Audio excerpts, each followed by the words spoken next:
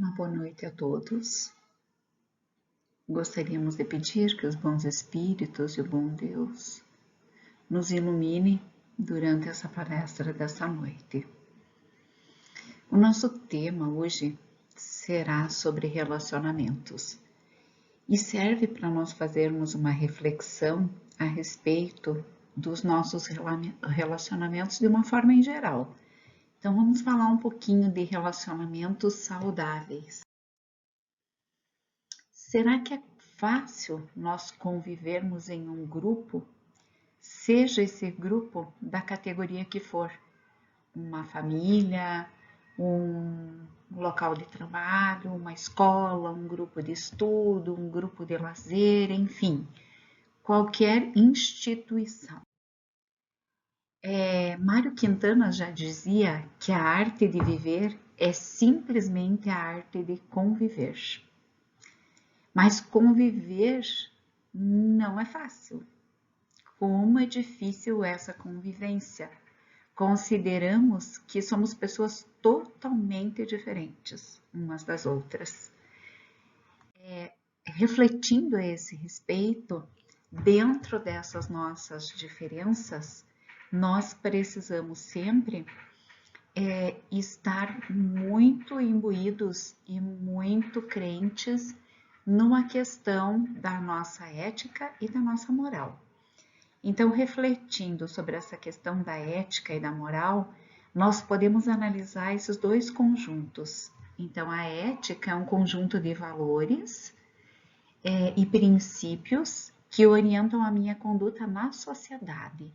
Então, a ética é tudo aquilo que eu aprendo, é tudo aquilo que eu conheço ao longo da minha vida, que diz respeito à minha conduta na sociedade. E a moral é a prática desses valores éticos na ação cotidiana. Então, a moral é a aplicação dos meus valores, das minhas éticas. Então, dá para dizer que a ética seria uma concepção, uma compreensão, e a moral, a nossa parte prática. Então, nós precisamos ter conhecimento ético, mas nós precisamos ter uma prática moral nas nossas relações. E a ética cristã, que nos diz amar o próximo como a si mesmo, fazer pelos outros o que quereríamos que os outros fizessem por nós, é a expressão mais completa da caridade, porque ela resume todos os deveres do homem para com o próximo. Então, quando os adotares para a regra de conduta e para a base de suas instituições, os homens compreenderão a verdadeira fraternidade e farão que entre eles reinem a paz e a justiça. Não haverá ódios nem dissensões, mas tão somente união, concórdia e benevolência mútua. Nós sabemos que o primeiro princípio nosso é amar a Deus. E o segundo é amar o teu próximo como a ti mesmo. Então, precisamos primeiro amar ao nosso Deus superior e depois ao nosso próximo como a nós mesmos. O primeiro grupo de convivência efetiva de cristãos foram os apóstolos de Jesus. E se nós pensarmos, a gente poderia dizer, será que eles tinham problemas entre eles, os apóstolos, ou será que tudo fluía na maior perfeição? Então, nós podemos dizer que quase sempre, qualquer grupo social, os indivíduos fecham-se, parecendo temer a invasão de estranhos que eles possam perturbar os hábitos e ambições. E aquele grupo que o mestre conduzia não era diferente. Tratava-se de criaturas humanas com as suas grandezas, mas também com as suas limitações, para não dizer misérias morais. Então, os apóstolos do Cristo, eles tinham, na verdade, os mesmos comportamentos éticos ou morais que talvez alguns de nós tenham hoje.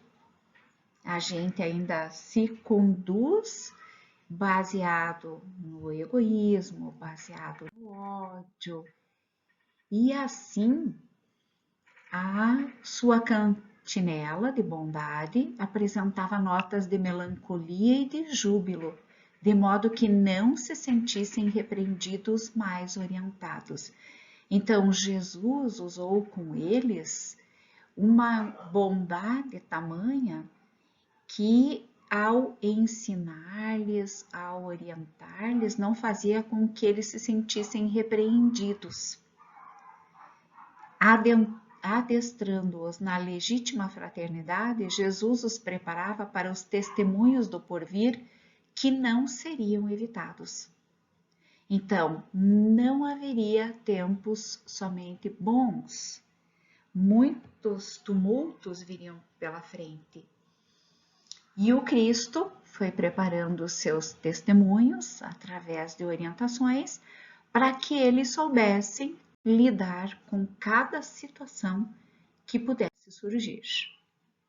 E nos dias atuais, quais são efetivamente os nossos desafios? Se nós pensarmos, o que nós temos que enfrentar para um bom relacionamento? Hoje muitos dizem que nós vivemos na sociedade da decepção. E aproveitando aí uma passagem de Kardec, nós podemos fazer a seguinte analogia. O homem chegou a um período em que as ciências, as artes e a indústria atingiram um limite até hoje desconhecido. Se os gozos que dela tira satisfazem a vida material, deixam um vazio na alma. O homem aspira a algo melhor. Sonha com melhores instituições, quer a vida, a felicidade, a igualdade e a justiça para todos. Mas como atingir tudo isso com os vícios da sociedade e, sobretudo, com o nosso egoísmo? Então, muitas vezes nós estamos focados à parte material, à satisfação da nossa vida material, aquilo que nos faz bem, mas ao mesmo tempo nós temos aí um vazio da alma, que não há o que nos preencha. E aí, quando a gente fica vulnerável nesse vazio da alma e focado só na parte material, nós podemos dizer que a gente deixa aparecer os nossos calcanhares de Aquiles.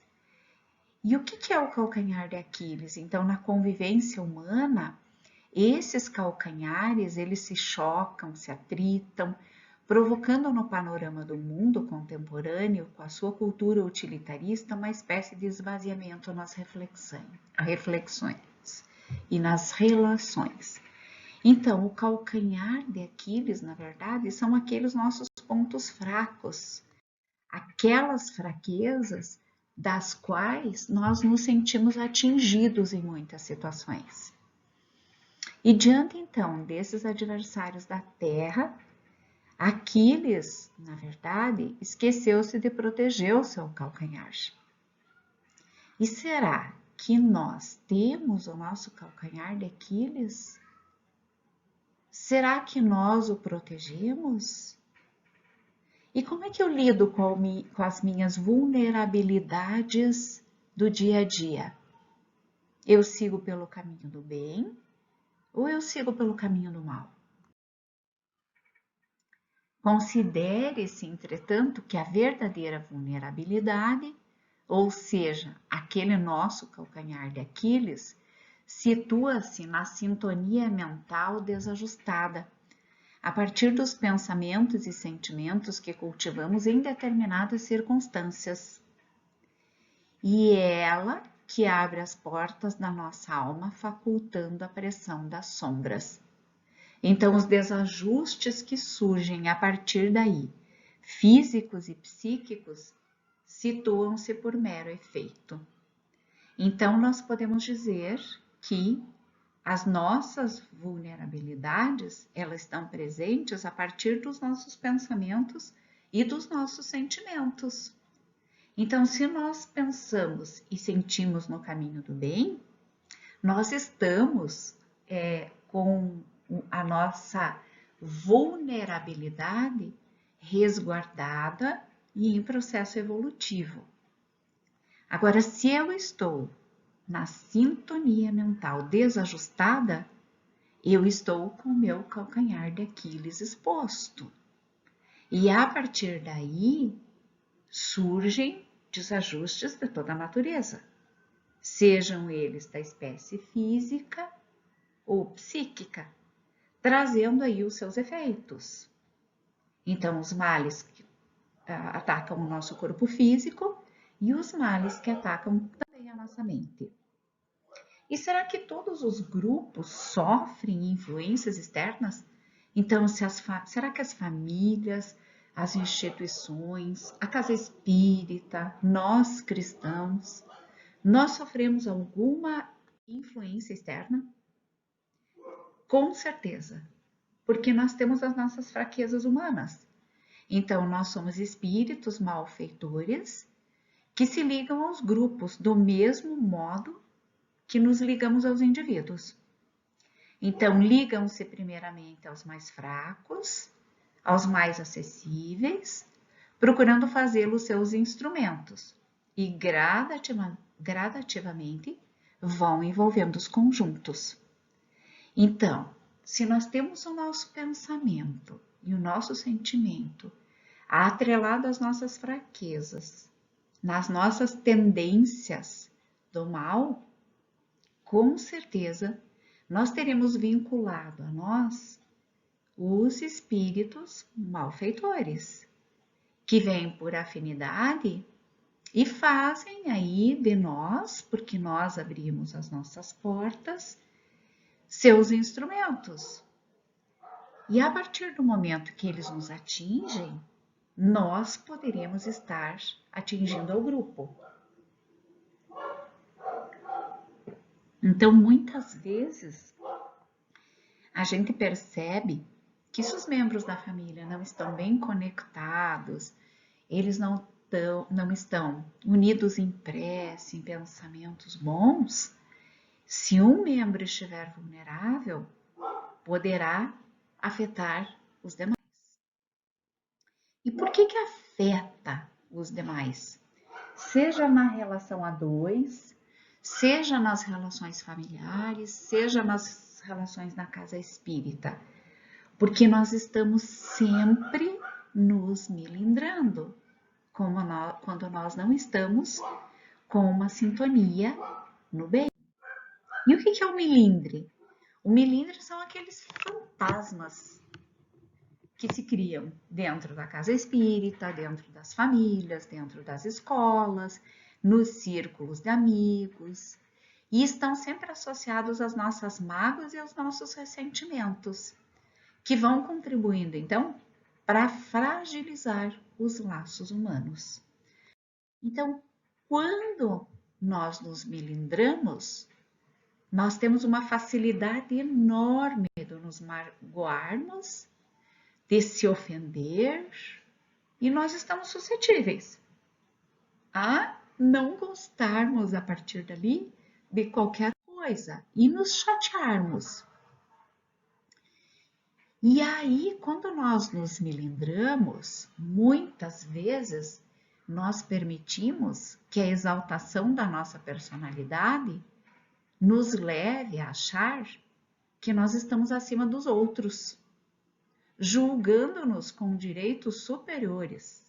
Então, nós nos melindramos com o que quer que, ao nosso ver, constitua uma ofensa aos nossos direitos. Então, a importância que por orgulho atribui à sua pessoa, naturalmente o torna egoísta. Então, eu estou melindrado, eu fui ofendido nos meus direitos, eu me considero nesse momento acima dos outros. Então, o que perdura nesse momento nas minhas relações é a minha presença egoísta. Eu não desenvolvo a empatia. de colocar-me no lugar do outro e ver como é que ele está nesta situação. E há ainda aqueles cuja suscetibilidade é levada ao excesso, que se melindram com as mínimas coisas. Mesmo com o lugar que lhes é destinado nas reuniões, se não os põe em evidência.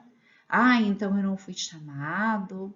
Ah, eu não fui consultado para essa situação. Ah, ninguém da minha família nessa hora considerou que eu estava vulnerável. Então, sempre estão se melindrando com as mínimas coisas. Tiraram a minha posição na mesa, enfim, pequenas coisas que nada agregam em uma relação. E o orgulho muitas vezes nos induz a julgar-nos mais do que somos. Então, a não suportarmos uma comparação que possa nos rebaixar um pouco e possa nos considerar ao contrário, e podemos nos considerar, me perdoem, ao contrário, tão acima dos nossos irmãos, quer em espírito, quer em posição social, quer em vantagens pessoais, que a menor situação que possa acontecer nos irrita e nos aborrece. Então, somos tão orgulhosos que não podemos ser melindrados. Caso contrário, vivemos constantemente irritados e aborrecidos. E quais são os primeiros estágios, então, de outros sentimentos que podem surgir nas relações? A mágoa, o ressentimento, a raiva, a agressividade, a vingança, dentre outros. E será que as intrigas, elas não são comuns nos relacionamentos? Jogar uns contra os outros, aproveitando um vácuo para se autoafirmar, é como um indivíduo de baixa estatura, que pretende serrar as pernas dos outros para se sentir maior. Então, se alguém vem e desabafa comigo a respeito do outro e eu aproveito essa situação para deixar o outro ainda mais reduzido e numa situação pior, eu estou numa conduta semelhante a essa posição. Eu estou cerrando as pernas do outro para que eu permaneça maior que o outro. Então, ao invés de eu fazer com que o outro enxergue as qualidades que contém a pessoa, não, eu ainda arrebaixo mais através das fofocas, das maledicências. E como é que nós estamos agindo diante dessa rede de intrigas? Como nos comportamos quando alguém nos vem falar negativamente de alguém? Percebemos que tal crítica possui um fundo de verdade e nos associamos a ela? Contrapomos a crítica buscando atenuar a situação? Ou endossamos as críticas e, na primeira oportunidade, repassamos ainda essas críticas para outras pessoas? Então, precisamos refletir a esse respeito. Se alguém vem falar para nós de uma outra pessoa, nós estamos aí numa tarefa de mediador ou de facilitador.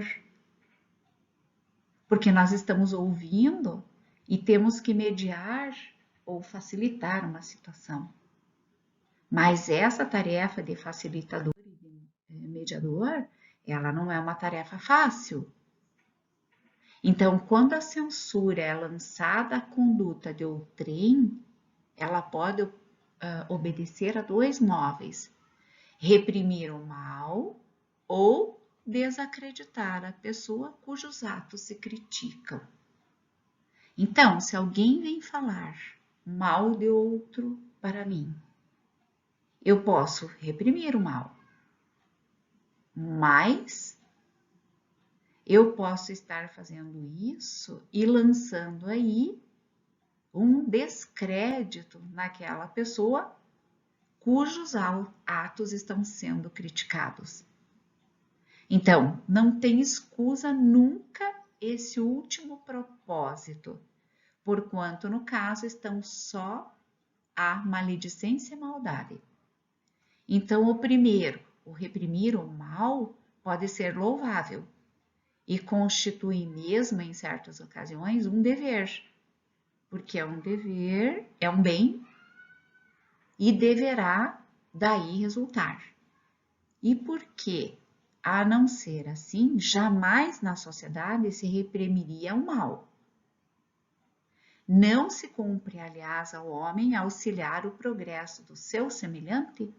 Então eu posso reprimir o mal, mas eu não posso potencializar esse mal diante de outrem, porque eu estou aí lançando descréditos à pessoa que está sendo criticada. Haverá casos em que convenha se desvende o mal de outrem? E aí no Evangelho segundo o Espiritismo tem a seguinte resposta. É muito delicada essa questão. E para resolvê-la, necessário se torna apelar para a caridade bem compreendida. Se as imperfeições de uma pessoa só a ela prejudicam, nenhuma utilidade haverá nem em divulgá-la. Se, porém, podem acarretar prejuízo a terceiros, deve-se atender de preferência ao interesse do maior número. Então, segundo as circunstâncias, desmascarar a hipocrisia e a mentira pode constituir um dever, pois mais vale caia um homem do que virem muitos a ser suas vítimas. Em tal caso, deve-se pesar a soma das vantagens e dos inconvenientes. Então, essa questão de trazer a público um mal cometido sempre deve ser levado em consideração se haverá uma vantagem para outras pessoas que poderiam ser suas vítimas ou se isso só vai vir à tona para expor aquele que cometeu a falha. Então, nós precisamos sempre estar atento a isso. A autoridade para censurar alguém ou a atitude de alguém, ela vai estar sempre na razão direta da autoridade moral daquele que censura. Vejam como isso é sério. Então, se eu critico alguém ou se eu censuro alguém, eu preciso ter autoridade moral. E aí, muitas vezes, eu saio censurando aquilo que eu também faço. Porque no outro é fácil eu censurar, mas na minha prática eu não quero ser criticado. Então nós precisamos pensar sempre na nossa questão de como anda a nossa autoridade moral. Nós temos nos desenvolvido moralmente para melhorarmos as nossas relações? E a crítica? Ela traz benefícios ou malefícios? Então, qualquer crítica deve basear-se em dois aspectos: o conhecimento de causa e o argumento. Então, criticar por criticar não tem nenhum valor. É necessário que a crítica, quando feita, se revista de elementos que lhe deem credibilidade e sustentação. Então, se num relacionamento eu só saio criticando para desmoralizar ou para criticar, ou porque eu digo assim, não, eu sou crítica, sempre fui crítica, mas não agrego nada a meu irmão, ela é desnecessária. Então, a crítica ela deve ser feita sempre com crédito e com sustentação e a fim de que promova o desenvolvimento do outro. Então, como é que nós devemos agir? Nós não devemos temer, nem desprezar, ou mesmo tensionar, ou excluir as críticas que surjam no grupamento, seja espírita, seja familiar, seja no relacionamento amoroso, seja nos relacionamentos entre amigos. Porque as críticas, elas podem ser muito úteis e servir para o melhoramento, seja do grupo, seja do trabalho, seja da pessoa. Mas a crítica, ela tem hora e lugar. Então, não adianta o sujeito se manter calado numa reunião e, ao longo da semana, criticar destrutivamente as decisões tomadas. Então, eu não tenho coragem de falar para o outro naquela hora. Mas, na primeira oportunidade, eu vou falando aos demais que eu não gostei daquela posição, que poderia ser feito diferente. Por que não foi feito deste ou daquele modo?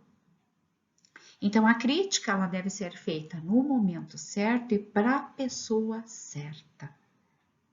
Porque senão, de nada ela adianta ou de nada ela contribui para o desenvolvimento do trem. E qual é o roteiro para a nossa boa convivência? É ser benevolente para com todos, indulgente e saber perdoar. Então, a indulgência para com as imperfeições alheias não é um sinônimo de inoperância diante do erro. É ser compreensivo, é colocar-se no lugar do outro, é entender.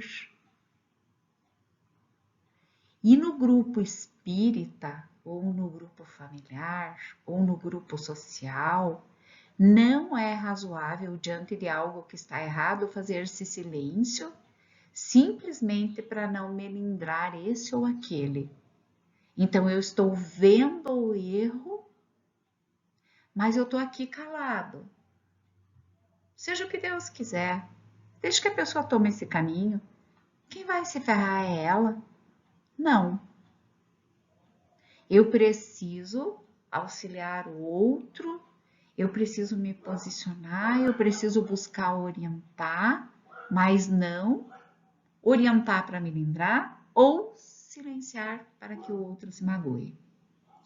O nosso compromisso, então, maior de todos, é com a doutrina espírita em primeira instância e com a instituição em que nós estamos inseridos, seja ela novamente a família, a escola, os amigos, a casa espírita. Então, nós temos esse compromisso muito grande com essa nossa doutrina.